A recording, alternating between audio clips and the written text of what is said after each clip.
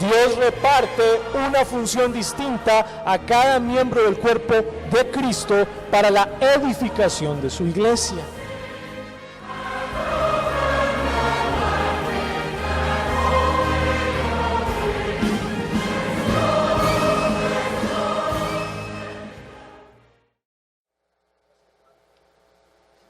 Buenas tardes, hermanos. Yo le invito a que me acompañe a la carta a los Romanos, capítulo 12. Romanos, capítulo 12.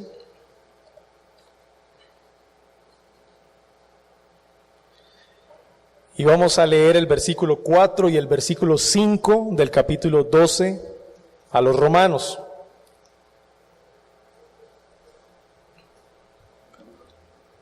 Romanos 12, 4 y 5.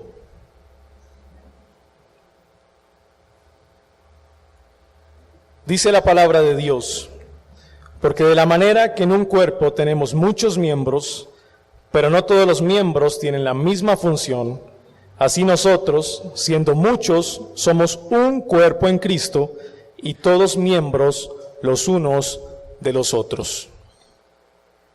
Padre, gracias por esta porción de tu palabra. Bendícenos en esta hora, Espíritu Santo, y ayúdanos para la gloria de tu nombre. Amén. Estamos de frente con una carta que escribe el apóstol Pablo a la iglesia que está ubicada en la ciudad de Roma. Esta carta, el apóstol Pablo aproximadamente la escribió en el año 58 después de Cristo. Roma no era una ciudad muy fácil, era la capital del Imperio Romano, donde estaba el trono del emperador Nerón en ese momento. Así que la iglesia cristiana establecida en la ciudad de Roma estaba bajo el gobierno de un emperador contrario al cristianismo, con pensamientos completamente depravados. Así que la cultura a la cual la iglesia establecida en Roma tenía que enfrentarse no era una cultura fácil, era una cultura difícil. Ahora, todas las personas que viajaban al centro de Europa pasaban por Roma. Algunos de ellos preferían quedarse ahí un buen tiempo. Así que encontramos una cultura multirracial. No solamente habían judíos en Roma que habían sido perseguidos y se habían refugiado en esta ciudad, sino que también encontramos gentiles de todas las naciones del centro de Europa y del Oriente Medio también que estaban en Roma. Así que de todo este tipo de personas, el Señor en su gracia los llama a salvación, los une como una iglesia local y los establece en esta ciudad de Roma, a la cual el apóstol Pablo le escribe la carta a los romanos. Ahora, la manera como él escribe la carta a los romanos es en dos maneras muy interesantes. Primero, él va a dar una exposición doctrinal acerca de la doctrina de la justificación, capítulo 1 al capítulo 11 de la carta a los romanos. Esos 11 primeros capítulos de esa carta van a hablar de la exposición doctrinal, de la doctrina de la justificación. Va a ser un tema netamente teórico que la iglesia que estaba en Roma debía aprender. Ahora, para Pablo era importante que la iglesia cristiana conociera la doctrina y se preocupara por el conocimiento teórico del mensaje de Cristo dado a los apóstoles. Pero en segundo lugar, del capítulo 12 al capítulo 16, que es la segunda parte de la carta, es una exhortación a la práctica. La segunda preocupación del apóstol Pablo es a que la iglesia que está ubicada en Roma no se quede solamente con la parte teórica del mensaje, sino que sea una iglesia obediente, porque si me amáis, guardad mis mandamientos. La mayor muestra de amor por Dios es la obediencia a su palabra. ¿Cómo podemos amar a una persona sin amar su mensaje? Así que amamos a Dios porque amamos su palabra, y esto es sinónimo de obediencia a su palabra. Así que la preocupación de Pablo es doble. Número 1, capítulo 1 al 11, una preocupación netamente doctrinal. Y número 2, capítulo 12 al 16, una preocupación netamente práctica. Todo el conocimiento recibido por medio de los apóstoles debe ser llevado a la práctica, a la obediencia según Cristo para la gloria de Dios. Hacia ahí apunta el apóstol Pablo, y es por eso que en el capítulo 12, versículo 1, empieza: así que hermanos, una rogativa profunda por las misericordias de Dios resumidas en los primeros 11 capítulos de la carta. por las misericordias de Dios demostradas a través de la doctrina de la justificación.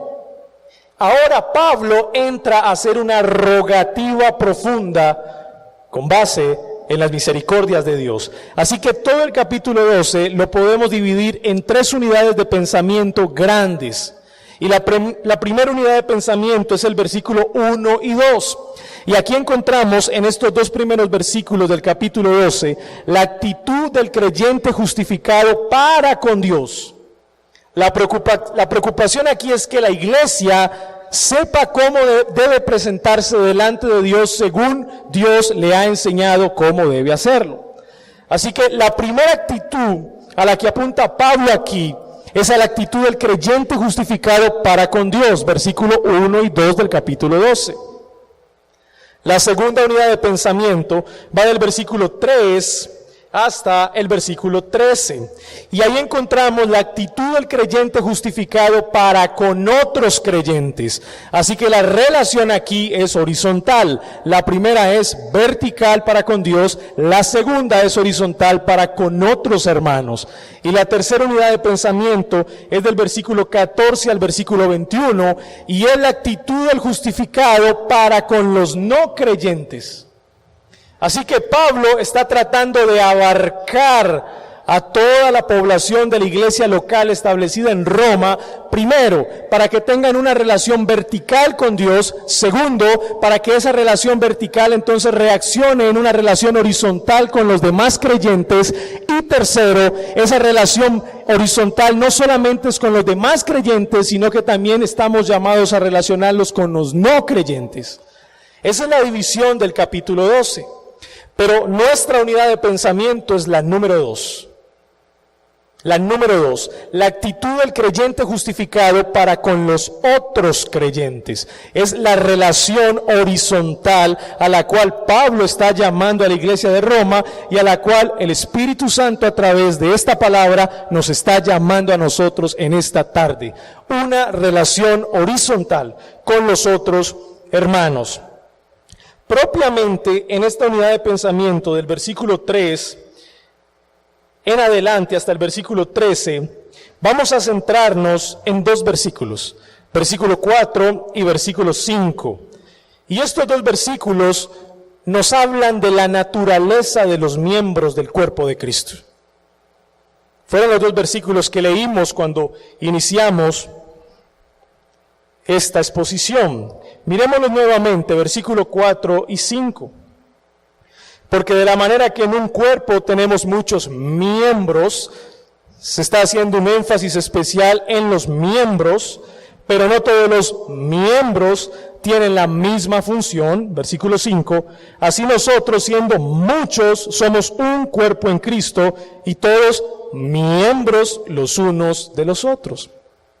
Así que estos 2 versículos nos hablan de la naturaleza de los miembros del cuerpo de Cristo. Ese sería nuestro tema de estos 2 versículos. Ahora, lo que vamos a hacer en nuestro bosquejo es a explicar en qué consiste esa naturaleza.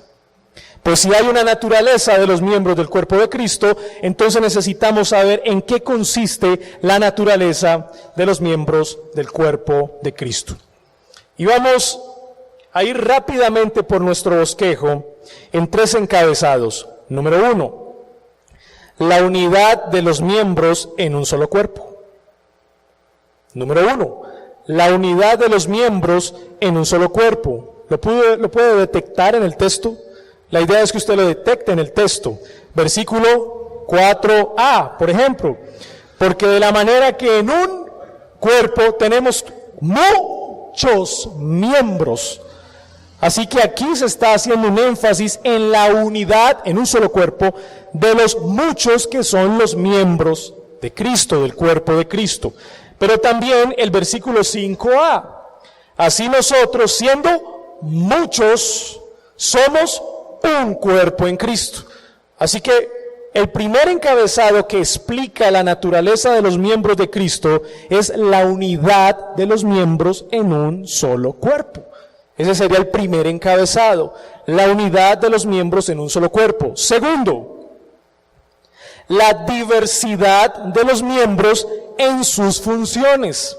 Ustedes pueden ver la diversidad de los miembros en los dos versículos. Miremoslo. Vamos a ir al versículo 4b.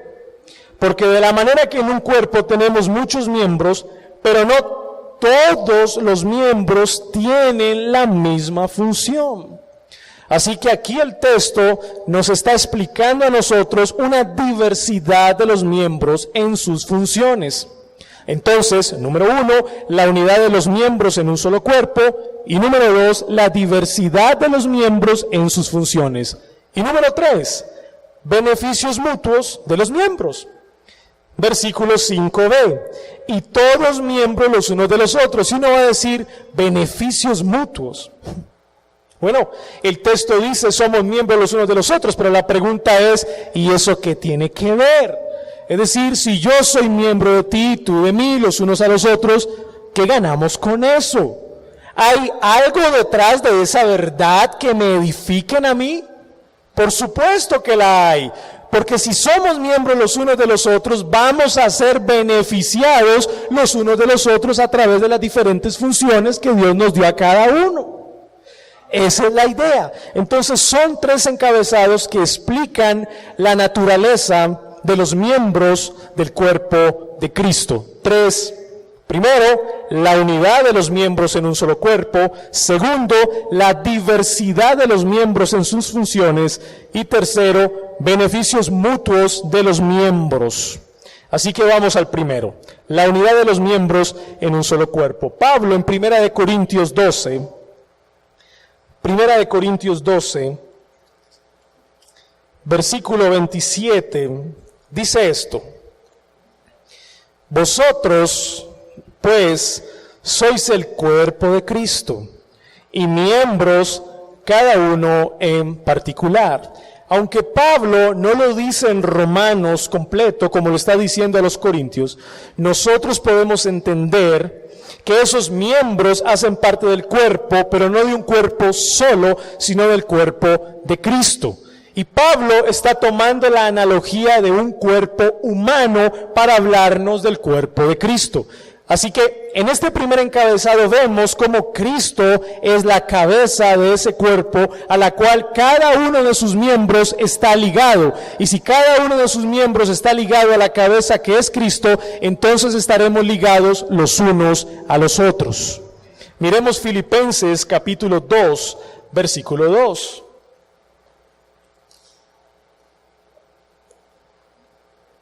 Hay una unidad porque nuestra cabeza es Cristo. Pero Filipenses capítulo 2, versículo 2 nos dice algo más.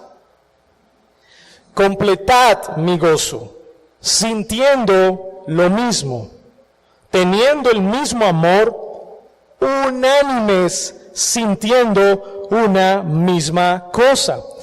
Así que la unidad de los miembros en un solo cuerpo no se basa en cosas triviales. Eso es muy importante. Yo no estoy unido a usted porque nos gusta el fútbol. Yo no estoy unido a usted porque nos gusta el cine. Yo no estoy unido a usted porque nos gusta el mismo color. Eso es secundario. La unidad primaria que el Nuevo Testamento expresa es una unidad espiritual. Eso es lo primario. Nuestra unidad como miembros en el cuerpo de Cristo no es trivial, es espiritual. ¿Y qué es lo que nos une espiritualmente? Nos une la cabeza que es Cristo, el mismo Señor, la misma fe y el mismo bautismo. Es una unidad espiritual. Entonces, si entendemos eso, vamos a pensar una misma cosa, vamos a sentir una misma cosa y vamos a amarnos con el amor que la cabeza del cuerpo Cristo nos ha demostrado a nosotros. Así que nuestra unidad primariamente se construye con las bases de lo espiritual, no de lo trivial. Ahora, si lo espiritual funciona, podemos relacionarnos con nuestros hermanos en cosas triviales. Pero número uno, la unidad se construye es en lo espiritual. Y Filipenses hace un llamado a esta iglesia a eso, a que entendamos eso. Primera de Juan. Primera de Juan, capítulo 1.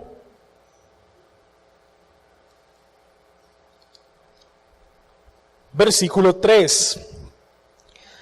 Lo que hemos visto y oído, eso os anunciamos para que también vosotros tengáis comunión con nosotros. Y nuestra comunión verdaderamente es con el Padre y con su Hijo Jesucristo. Número 1. Lo que nos une es un correcto conocimiento de quién es Cristo. Y ahí se empieza a construir la unidad. Número 1. Versículo 5, 6, 7. Este es el mensaje que hemos oído de Él y os anunciamos. Dios es luz y no hay ningunas tinieblas en Él. Si decimos que tenemos comunión con Él y andamos en tinieblas, mentimos y no practicamos la verdad. Pero si andamos en luz como Él está en luz, tenemos comunión unos con otros y la sangre de Jesucristo, su Hijo, nos limpia de todo pecado. El segundo punto crucial aquí es reconocer la realidad de nuestro pecado. Primero, un conocimiento correcto de quién es Cristo. Segundo, un reconocimiento de la realidad de nuestro pecado. Tercero, versículo 3 del capítulo 2.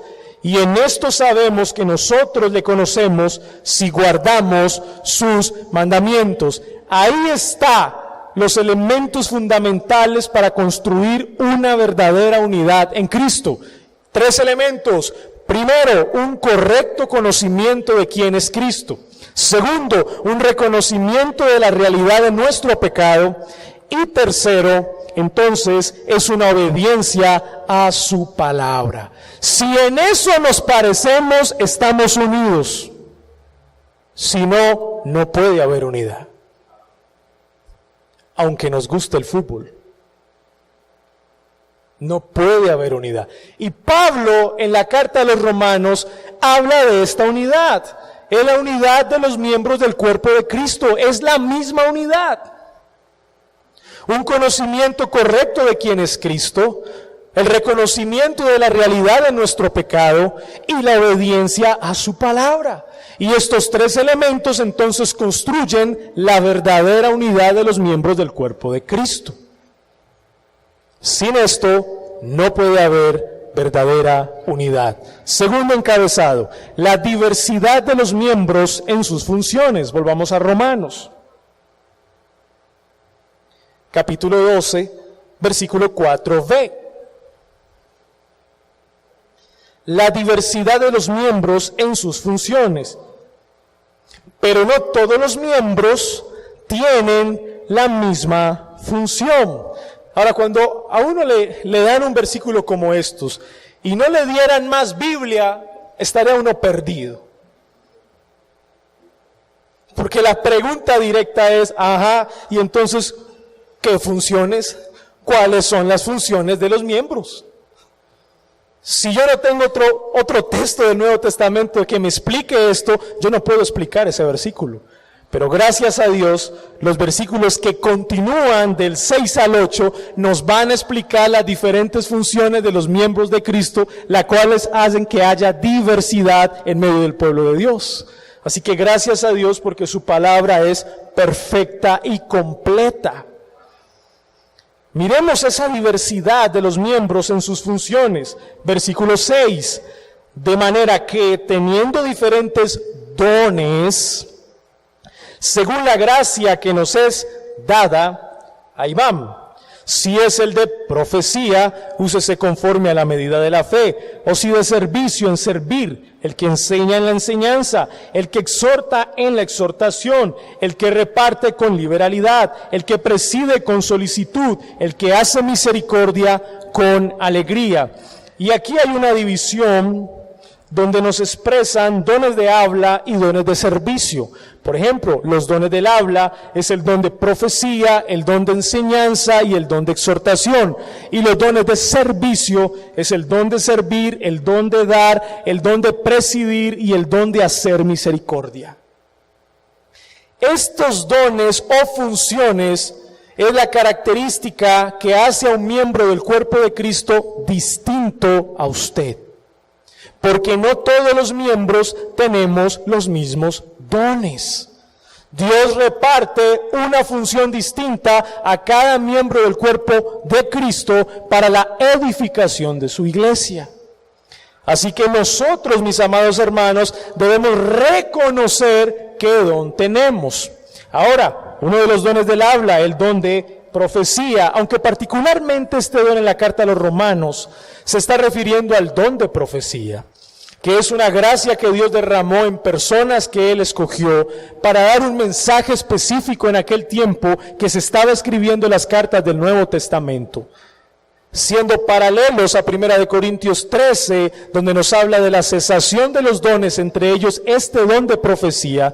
Nosotros particularmente debemos entender en una aplicación práctica al siglo XXI que este don de profecía al que se refiere para nosotros ahora es la predicación fiel de su palabra. Así que la aplicación que traería del siglo I tras la cesación de ese don al siglo XXI en el que nos encontramos es esta: debemos descubrir entonces quiénes son los predicadores, para que así, descubriendo a los predicadores, el predicador pueda predicar fielmente la palabra de Dios. Y si predica fielmente la palabra de Dios, edifica la iglesia. Segundo, sigue diciendo don de servicio, y especialmente está apuntando al diaconado. Este término don de servir son personas que tienen características especiales para suplir las necesidades de otro en todas las áreas. Así que apunta específicamente a una función especial del diaconado. Sigamos. El que enseña en la enseñanza. Bueno, hay que descubrir quiénes tienen el don de enseñanza, pero algo importante, para descubrir eso necesitamos encontrar en la persona que tal vez piensa tener ese don, disciplina a la hora de estudiar la palabra. Porque un don de enseñanza sin la disciplina del estudio de la palabra es un don muy peligroso. Así que lo que hace al don de enseñanza, un don que se somete a la verdad de la palabra, es el estudio y disciplina constante a ella. Sigamos. El que exhorta, y aquí el término exhortación en el griego no se está refiriendo a un regaño. No es regañar al otro, es animar, consolar o corregir. Si yo voy por este camino, la persona que me exhorta me hace devolver al otro camino. Pero la manera como me va a hacer devolver la persona es con un ánimo ferviente y con consuelo al mismo tiempo. El que reparte o el que da con liberalidad, el que da debe dar con sencillez de corazón. Con sencillez de corazón, no para su gloria, sino para suplir las necesidades del cuerpo de Cristo y la gloria de Dios. El que preside con solicitud, y aquí el término presidir está dirigiéndose más a la administración, y su aplicación directa es primero para la familia, segundo para la iglesia local. Quien tiene el don de presidir debe encargarse responsablemente de la administración primero de su casa y segundo de la iglesia local. También son personas que llevan adelante proyectos para bendecir a otros hermanos. El que hace misericordia con alegría. Son hermanos que tienen el don de estar observando cuidadosamente la necesidad de hermanos en particular y suplir su necesidad constantemente. Como pueden ver, muchos de estos dones y funciones entre sí tienen parecido, ¿cierto? Tienen parecido. Algunos hermanos pueden tener diferentes funciones o dones. Pero realmente el reto que tenemos como iglesia local entonces es descubrir qué don el Señor nos ha dado ahora, para entonces poder servir y edificar a nuestros hermanos según el don que el Señor nos ha dado a cada uno. Eso nos hace diferentes, según Romanos. No todos los miembros tienen la misma función, no somos iguales, somos diferentes. Tenemos diferentes funciones. Y eso es algo muy bonito. ¿Por qué? Porque si usted tiene una función diferente a la mía, yo necesito de usted. Eso es de ahí. Si yo no tengo lo que usted tiene, yo dependo de usted. Y alguien me puede decir, hermano, pero la palabra dependencia suena como muy fea, dependemos de Dios. Sí, pero de los hombres también. ¿O no dependemos del jefe? Claro que sí. No es una dependencia al mismo nivel de la dependencia de Dios, obviamente, pero el Nuevo Testamento sí da registro cómo a través de una función de un hermano nosotros seremos edificados. Por lo tanto, si esa función no está, yo la necesito y tengo que correr a buscarla.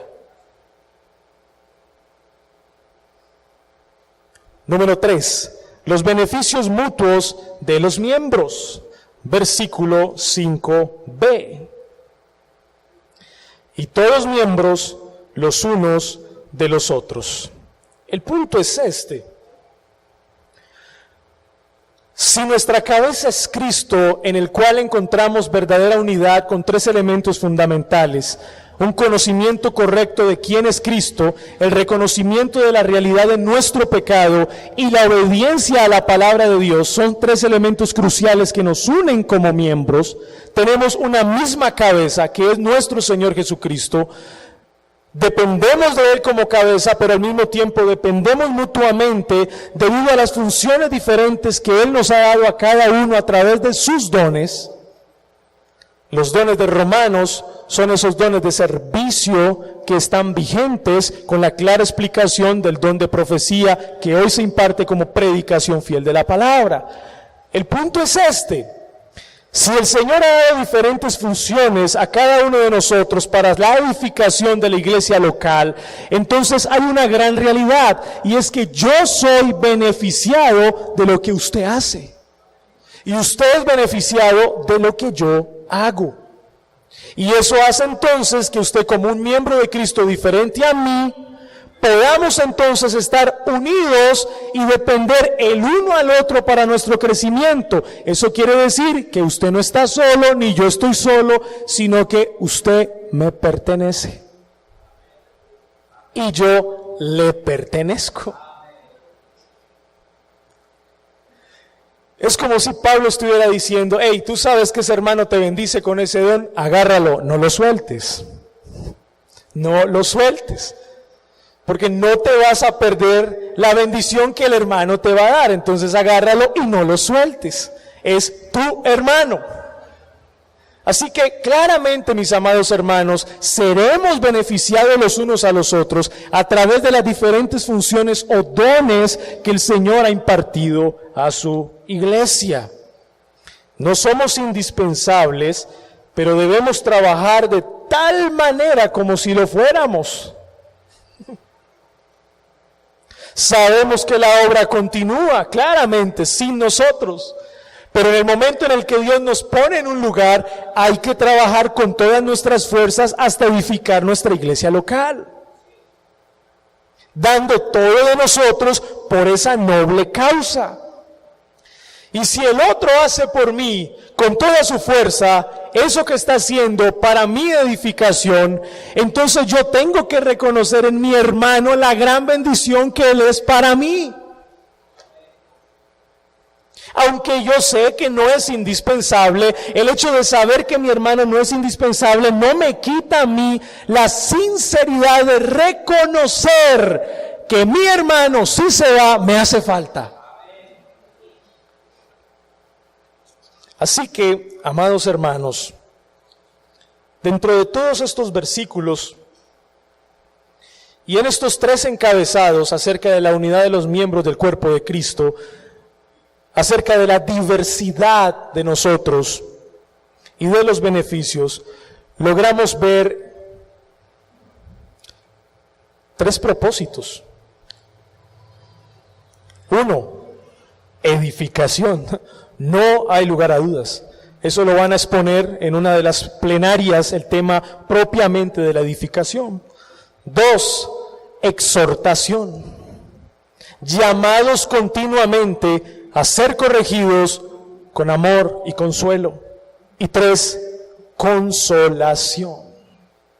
Porque eso es lo que necesita la iglesia constantemente.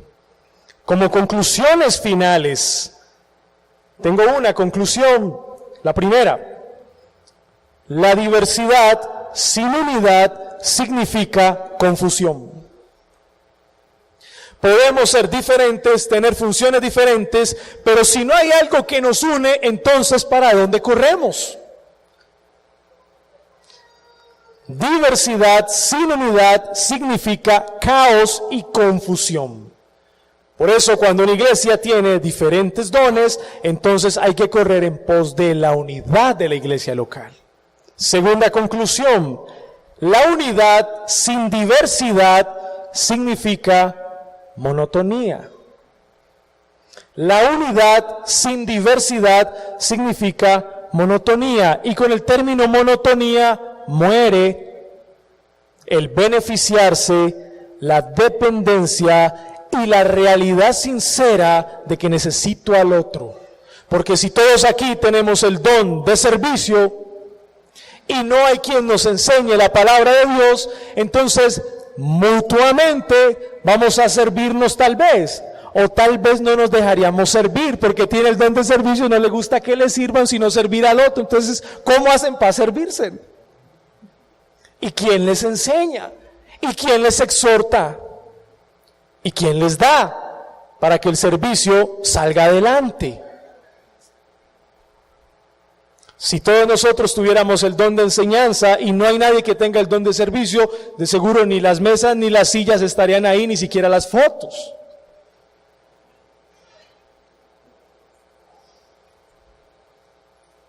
Así que en ese término monotonía hay muchas cosas que mueren ahí. Muere esa necesidad por el otro, ese reconocimiento sincero por el otro y ese beneficiarse del otro.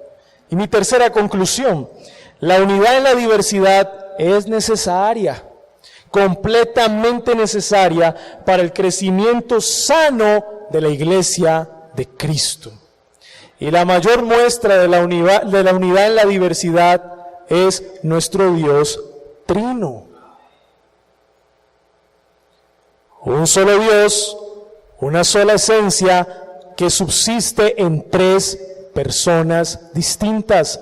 Padre, Hijo y Espíritu Santo trabajan en una economía, cada uno hace una labor, pero en una completa y máxima unidad. Y saben una cosa, mis amados hermanos, funciona. Funciona. Ahora nosotros como iglesia local entonces debemos crecer en la unidad, en la diversidad, y es necesario para ese crecimiento un crecimiento sano. Algunas aplicaciones sobre esta exposición. Primera,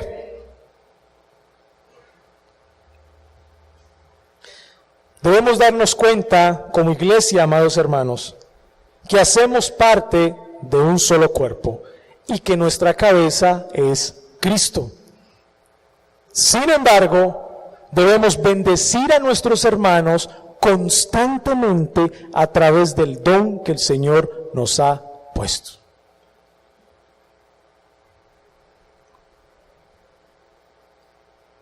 Segunda, cada uno de nosotros, amados hermanos, al entender y aceptar que nos pertenecemos los unos a los otros y nos beneficiamos los unos a los otros, entonces el amor entre los unos y los otros será un amor que crece constantemente. Porque mi determinación de hacerle simplemente el bien a usted no tiene como condición el hecho de que usted me bendiga, sino el impulso determinado de que yo quiero bendecirlo a usted. 3. Si es así, hermano Alejandro, ¿cómo se expresa entonces esa determinación de amar al otro? Bueno, mis hermanos, eso es una idea abstracta. Ahora vamos a volverla concreta. ¿Cómo yo demuestro mi determinación de hacerle siempre el bien al otro sin que el otro me dé algo a cambio? A través del don que el Señor me dio. Esa es la manera. A través del don que el Señor me ha dado. Ya se materializa ese amor. ¿De qué manera estamos sirviendo entonces? Pues nos pertenecemos los unos a los otros. Agarre a su hermano entonces y no lo deje ir. Nos necesitamos. Oremos. Padre nuestro, en el nombre de Jesús, te doy gracias por esta enseñanza, Señor, y gracias por mis hermanos que estuvieron atentos y dispuestos a escuchar en esta hora. Padre, ayúdanos en nuestro crecimiento, en nuestra unidad y en esa pertenencia que tenemos los unos por los otros. En el nombre de Jesús. Amén.